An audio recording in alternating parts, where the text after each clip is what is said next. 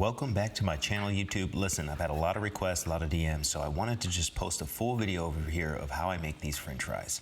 Now, listen, I gotta be honest, okay? This is super extra to make French fries, but when I was working at a restaurant in Chicago, all right, I was asked to make pommes frites for a guest that was coming that night. It was actually an employee that was eating. And the thing is when you work in a restaurant of this caliber, you can't just make normal French fries, right? It has to be different from the rest. It has to be 3 Michelin star. It has to be, putting a French fry on the plate is just not good enough when you're in that type of environment. So anyway, at that specific restaurant, we actually ended up coming up with a few different techniques. We tasted a couple different versions, and this version right here is digestible for the home cook.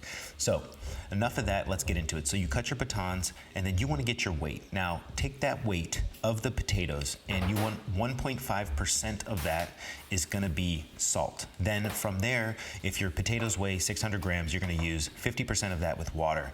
You're going to warm the water up, add the salt, make sure it's dissolved properly, and then from there you really want to cook these sous vide.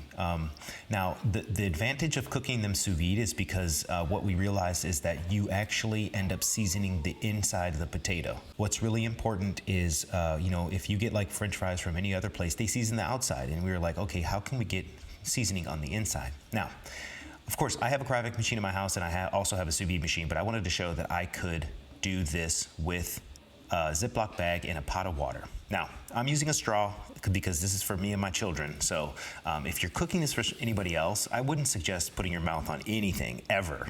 But I'm doing this because I know that this yields the best product because I'm actually sucking the air out, meaning that's the vacuum. If you can also use a tub of water and then press the bag in, and then this does a pretty good job. But here we go. So I know my stove very well, but what's really important is mastering the heat here. So for this, I'm looking for 185 degrees. Now, I know where the sweet spot is on my stove to yield that result, and I can stay pretty much within 5 degrees and it's no problem. Now, this is potato, so I'm not worried about overcooking it or undercooking it. Now, here's the magic trick, and this is what separates this potato from all other potatoes. You're gonna wanna get baking soda and potato starch. Now, listen, the potatoes, when they cook sous vide, they leach out their regular starch from the actual potato. And all we're doing is we're adding more potato starch to make this liquid more viscous, okay? And then from there, we're adding baking soda. Now, baking soda helps with the bubbles and the crispiness as well as the caramelization for these crispy French fries. And basically, all we're gonna do is we're gonna mix this up, and then you're gonna grab a paintbrush, and after the French fries cool down, you can remove them from the sous vide bag, reserve some of that liquid, and you just want to add enough liquid to make sure that all of the dry stuff is hydrated. And as you can see, yes, I am painting every single one of these French fries, and you'll see why. Now listen, do you need to go through this whole process? No. And honestly, if you're doing this at your house, yeah, I wouldn't waste time either, but I wanted to create this for this video. So as you can see, for the first layer, you really don't have to worry about getting every single side. But basically, the technique behind this is what we're gonna do is we are gonna paint every single side, and as the potato cools down, it will absorb this liquid, right? So this is kind of like our primer coat of paint, think of it that way. Then from here, we're actually going to put this in the freezer. Once the potatoes are frozen, you're gonna do this process 2 more times, and then the frozen potato will help the liquid stick to the actual French fry. Now, from there, when I was at the restaurant, we actually dipped these in nitrogen first, liquid nitrogen first, then put them in the fryer so we can get the ultimate crispy crust, but you don't have to do that. You can just go straight from the freezer and drop them into the fryer. Now, what's really important is making sure that the French fries do not stick to the bottom and that they don't stick together, because remember, we have a frozen liquid on the outside, right? So when you drop it in, basically what you want to do is let the French fry set. You want that potato starch to cook, you want it to adhere to the French fry, and then boom, you're cooking. And then believe it or not, these take a lot longer than normal French fries. So obviously I speed it up a little bit because of YouTube. I don't want to keep you guys waiting, but I think this is very important as well. When you drop something frozen or very cold into fryer liquid, make sure you check the temperature. Use a thermometer, right? Don't guess.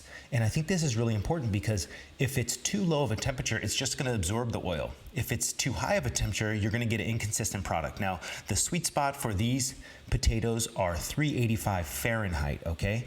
And I think what's really important is to take in consideration is that you have to watch this. It's not something you can just drop down and leave. As you know, I'm like kind of looking at these French fries and I'm making sure everything's kosher, everything's good, right? Now, you know, this was a 3 Michelin star restaurant, so it was very important that, you know, I would cook literally. I remember cooking so many French fries and we only served like 5. And it's because, you know, in that type of environment, they have to be perfect. And, you know, I totally get it. And I just wanted to show that, hey, yo, you could do this at the house and this is the reasoning behind it.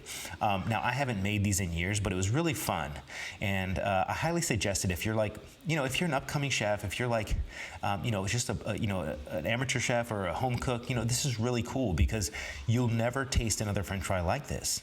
And, but anyway, listen, that's enough of me talking. Look at this finished product. Now, what's really important is look at this crispy exterior. You see those bubbles? That's from the baking soda and the starch. So basically the idea is we are creating this coating on the outside of the French fry, and it just yields such a beautiful product. And then what's really important is I wanted to show this because see, this wasn't painted all the way and the potato ended up shooting out of the side, but you're left with that crispy shell. So it's very important that you cover all the sides. But anyway, that's enough of me rambling. I'm gonna finish up the video where I go into more detail about. So I just did a couple because I want to save the rest for my kids, but let me show you what I'm talking about. If you look at this fry right here, see if you can see that. I mean, look at this. Look at that inside. The interior is nice and soft. You see the shell on the outside? Super crispy. This one is ideal though. Look at this one. Look at this one. This one has the skin still attached, but like it's just completely. Listen to this. Mmm.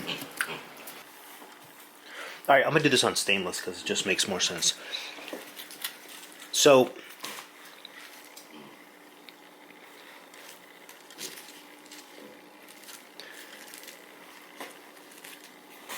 I want to show the difference.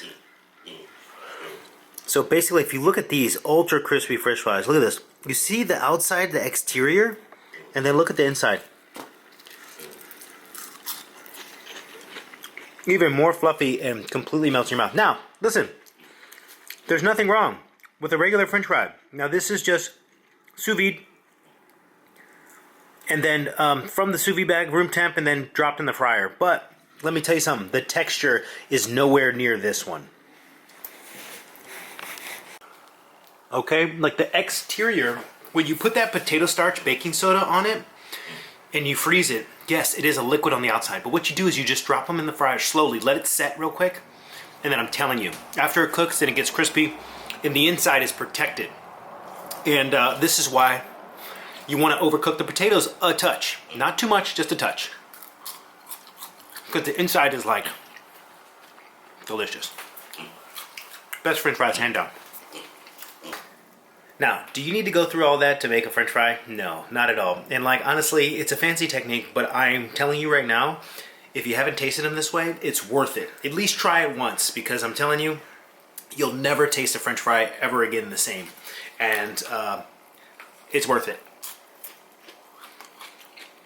Super crispy. Like, it's unbelievable, actually. I've never tasted anything like it. When I did this technique, I was floored. Now, there's nothing wrong with the good old French fry. Okay? Nothing wrong with it. It reminds me of Five Guys. But you can tell the exterior is not as crispy.